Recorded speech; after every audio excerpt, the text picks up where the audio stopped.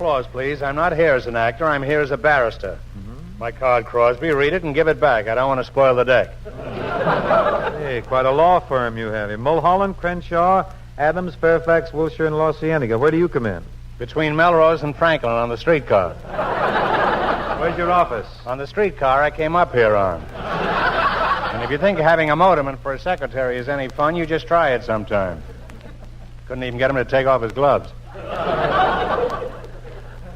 Now, let's get down to business, Crosby. My client, Miss Wortkrunchel, is suing you for $50,000. Now, wait a minute. All right, we'll settle for 40.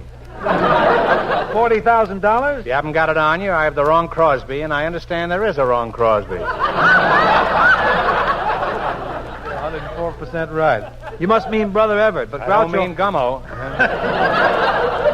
Before I part with this kind of tin, don't you think it would be all right, or would you consider me pertinent? Would you? This is quite a word here.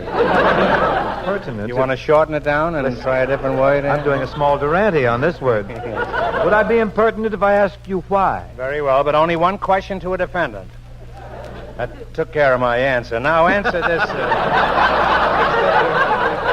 Now answer this question. Did you or did you not drive recklessly down Hollywood Boulevard on your way to the studio this afternoon? No, I drove very cautiously down Sunset. 42 paid witnesses can't be wrong.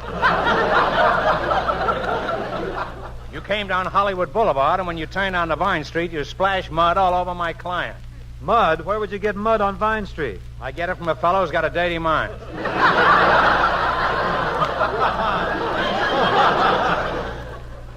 Never mind where I get my mud, and you were driving recklessly. What was I driving? It was either a Cadillac convertible or a Philco console.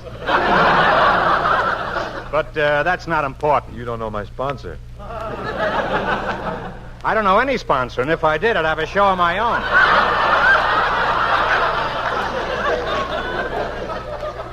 Phil Harris has 2 shows. What have I got? An office on a streetcar and a bucket full of mud. I don't want to get entangled in any litigation here, so produce your client. If she can identify me, I'll be glad to make reparations. But frankly, I don't think she has a leg to stand on. Frankly, I don't know. I've never seen her in a short dress. Oh, Miss Crunchwortle. The name?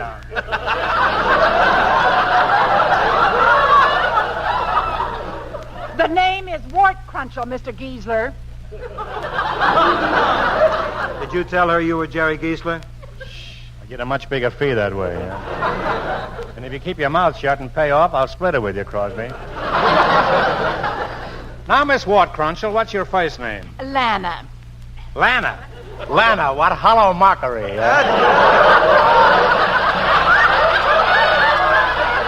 Is Crosby here the man who splashed you? Yes, that's the man. He was wearing a gray Homburg hat, a frock coat, an ascot tie, striped trousers, and spats. Boy, have you got the wrong man.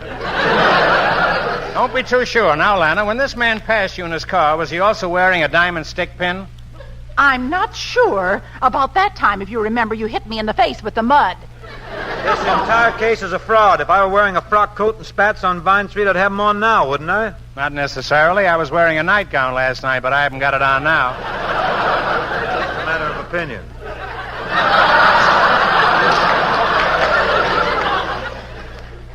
You threw your suit away so you couldn't be identified. I did not. Then why are you standing there in your underwear? It's not my underwear. I bought it from Ma Perkins. Must be mighty breezy right now around the old gal, huh? Wait a minute. You can't even prove that this girl was standing on the corner. Not only can I prove that she was standing there, but I'll prove that she was stamping her feet. What is she stamping her feet for? She was sending them to Sears Roebuck to get a new pair of shoes. How we fought over that joke, huh? Wish I'd have won. If you'll dismiss the whole thing, I'll be glad to buy a new dress for this charming young lady. Charming young lady? I'll lay you 8 to 5. She's none of the 3. What about my damages? You've got enough damages. What you need is repairs. All right, then. Shall we say $45, Groucho? $45? That won't even keep me in saddle soap for my briefcase. Crosby, between you and Mother Nature, you've ruined this young girl's life. Huh? And this girl is an Ingrid Bergman by a long shot. And speaking of long shots, Lanner, I'm afraid you'll never make the bridle path. Well, what about Lionel? Lionel, who's he? The man she was betrothed to, she was going to marry this afternoon. Ah, the plot thickens. She was on her way downtown to get married. As a matter of fact, she was waiting for my office to come by.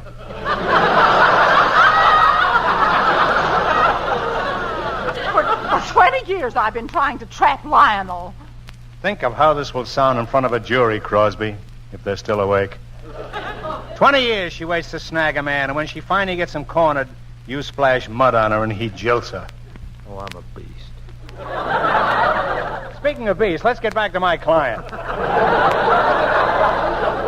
20 long years she waited for Lionel. Well, where was he all that time? He was in bed with a very bad haircut. He got mixed up in a clip joint. And now, because of you, this girl will have to spend the rest of her life sitting at home twiddling her thumbs. And there's nothing more disgusting than a pair of twiddle thumbs. Now, hold on I'd like to see Skitch Henderson play the piano with twiddle thumbs. I'd like to see a Toby play that way. Come to think of it, I'd like to see a Toby. He owes me 20 smackers.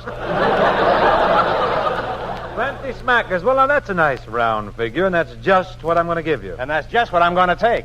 Oh, no, you won't. You said we'd hook Crosby for plenty. That's the trouble with you girls around Hollywood, framing celebrities. Splashing mud on your dress, hiring a cheap shyster lawyer. Now go before I set the dogs on you.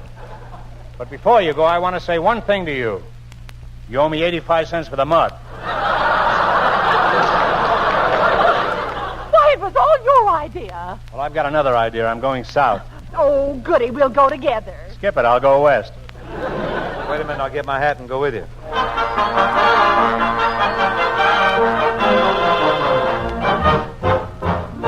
Mr. Horace Greeley was no fool.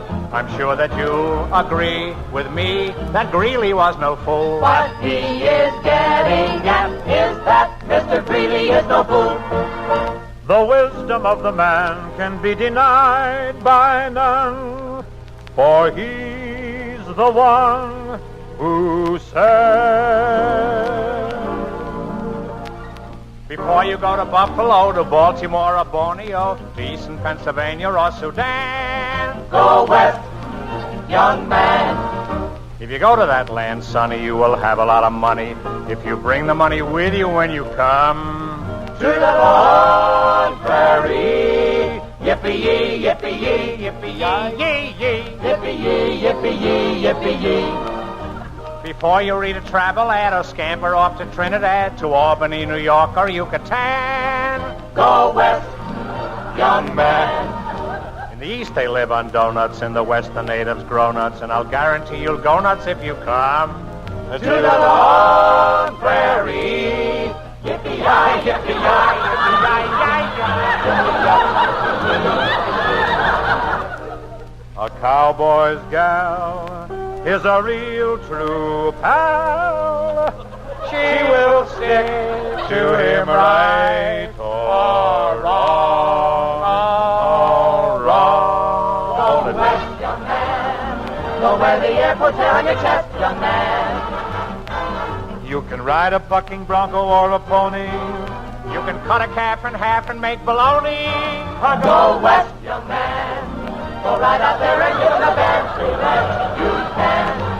Don't beast, don't go north, don't go south, have a care. Don't go up, don't go down, don't go here, don't go there. If it's true what they say about Dixie, Go west, young man. go out and till the soil there. Dig for gold and you'll find oil there.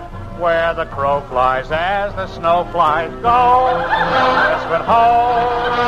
If you are fond of hunting, there's no place that can compare. You may not bag a lion or a tiger or a bear. But if you want a jackass, there are plenty of them there. Go west, young man. We suggest you go west, young man. The judges there are very fair, they always are, of course. A cowboy and his missus went to court for a divorce. The cowboy got the children and the missus got the horse. Go west, young